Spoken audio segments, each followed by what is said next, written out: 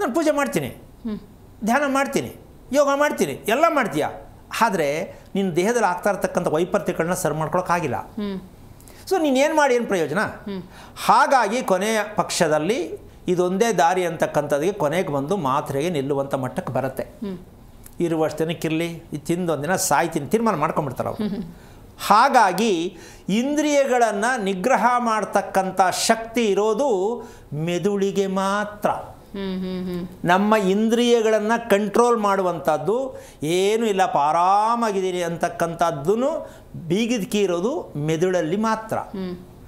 ಈಗ ಮೆದುಳು ತಂಪಾಗಿರಬೇಕು. ಹೌದು. ಈಗ ಕೂತಲ್ಲಿ ಎಷ್ಟೋ ಜನ ನೋಡ್ಕೊಳ್ಳಿ, ನಿಮ್ಮ ತಲೆ ಮೇಲೆ ಕೈ ಹಾಕಿ ಸ್ವಲ್ಪ ಬಿಸಿ ಹೆಂಗಿದೆ, ಅದೇ ನಿಮ್ಮ ಕಾಲನ್ನು ಮುಟ್ಟು ನೋಡಿ ಉಲ್ಟಾ ಇರುತ್ತೆ.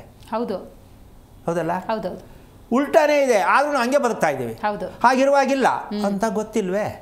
ದೇವ್ರು ಮಾಡಿದ್ದು ಅಂದ್ಬಿಡ್ತಾರೆ ಒಂದೇ ಸಲ. ಅಂದರೆ ನಮ್ಮ ಎಚ್ಚರಿಕೆಯನ್ನು, ನಮ್ಮ ದೇಹವನ್ನು ಹೇಗೆ ನೋಡ್ಕೋಬೇಕು ಅಂತಕ್ಕಂತಹ ಪ್ರಜ್ಞೆ, ದೇವ್ರಿಗೆ ಪೂಜೆ ಮಾಡ್ತಾ ಇದ್ದೀವಿ, ದೇವ್ರಿಗೆ ನೈವೇದ್ಯ ಮಾಡ್ತಾ ಇದ್ದೀವಿ ಅಷ್ಟೇ, ನಮಗೆ ನಾವೇನು ಮಾಡ್ಕೋತಾ ಇಲ್ಲ. ಹೌದಲ್ಲ? ಹೌದೌದು. ನಾವು ಯಾವುದರಲ್ಲಿ ಎಲ್ಲಿದ್ದೀವಿ ಅನ್ನೋದೇ ಗೊತ್ತಿಲ್ಲ ನಮಗೆ. ಈ ರೀತಿ ಅರೆಪ್ರಜ್ಞೆಯಲ್ಲಿ ಇರ್ತಕ್ಕಂಥ ವಿಚಾರಕ್ಕೆ ನಾವು ನಮಗೆ ಮಾತ್ರೆ ಹೇಳ್ಬೇಕಂದ್ರೆ ಹೋದ್ಸಲಾಗಿ ಡ್ರಗ್ಸು ಬೇಕಾಗತ್ತೆ. ಒಂಚೂರು ಕಾಫಿ, ಅದು ಇಂಡೈರೆಕ್ಟ್ ಡ್ರಗ್ಸೇ. ಹೌದಲ್ಲ? ಸ್ವಲ್ಪ ಒಂಚೂರು ಕಾಫಿ ಕೊಟ್ಬಿಟ್ರೆ, ಚೂರು ಟೀ ಕೊಟ್ಬಿಟ್ರೆ ನಾವು ಅನ್ಕೋತೀವಿ ಅದು ಬೇರೆ. ಇಲ್ಲ, ಅದು ಒಂದು ಅಡಿಕ್ಟ್ ಆದದ್ದೇ, ಅದು ಬೇಕೇ ಬೇಕು. ಅಬ್ಬಾ ಸ್ವಲ್ಪ ಫ್ರೆಶ್ ಆಯಿತು. ಸೊ ಇದೆಲ್ಲ ಬೇಡ ಅಂತಲ್ಲ, ಬೇಕು, ದೇಹಕ್ಕೆ ಎಲ್ಲ ರೀತಿ ರುಚಿಗಳು ಬೇಕು. ಆದರೆ ಆ ರುಚಿ ನಮಗೆ ಬೇಕೇ ಬೇಕು ಅಂದಾಗ ನಾವು ದಾರಿ ತಪ್ಪಿದ್ದೀವಿ. ನಮ್ಮದು ಮನಸ್ಥಿತಿ ನಮ್ಮ ಕಂಟ್ರೋಲ್ ಸಿಗ್ತಾ ಇಲ್ಲ.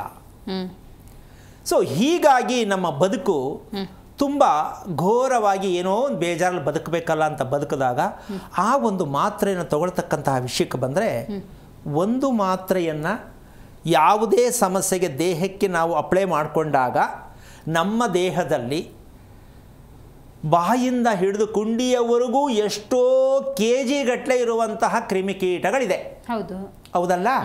ಈಗ ಅದರಲ್ಲಿ ಒಂದು ಮಾತ್ರೆ ಸೇವಿಸಿದಾಗ ಅಮ್ಮಮ್ಮ ಅಂದ್ರೆ ಒಂದು 150ರಿಂದ 200 ಕ್ರಿಮಿ ಸಾಯುತ್ತೆ. ಸಾಯಿಸಂಗಿಲ್ಲ, ಅದನ್ನು ಸಾಯಿಸಂಗಿಲ್ಲ, ಅದ್ರ ಕೆಲಸ ಅದು ಮಾಡ್ತಾ ಇದೆ. ಆದರೆ ನಾವು ಅದನ್ನು ಸಾಯಿಸ್ತೀವಿ. ಯಾವ ಸಾಯಿಸ್ತೀವಿ? ಮಾತ್ರೆ ತಿಂದ ಸಾಯ್ತೆ ನಮಗೇನು ಗೊತ್ತು? ನಮ್ಮ ದೇಹ ಸರಿ ಹೋಗ್ಬೇಕು. ಹೌದೌದು. ಆ ರೀತಿ ನೀವು ಮಾತ್ರೆಗಳು ತಿಂದಂಗೆ ಒಂದು ದಿನದಲ್ಲಿ ಒಂದು ಮಾತ್ರೆಗೆ 150ರಿಂದ 200 ಕ್ರಿಮಿಗಳು ಸಾಯೋ ಮಟ್ಟಕ್ಕೆ ಬಂದಾಗ ನಮ್ಮ ದೇಹ ಸ್ಥಿತಿ ಹೇಗೆ ಆಗ್ತಾ ಹೋಗುತ್ತೆ ಯೋಚನೆ ಮಾಡಬೇಕು. ಕುಂಠಿತ ಕುಸಿತ ಆಗ್ತಾ ಹೋಗುತ್ತೆ. ಒಂದನ್ನು ನೀವು ಸರಿ ಮಾಡ್ಕೊಳ್ತೀನಿ ಅಂತ ಇದ್ದೀರಾ, ದೇಹದ ಹಲವಾರು ಭಾಗಗಳು ಕುಸಿತ ಆಗ್ತಾ ಹೋಗುತ್ತೆ.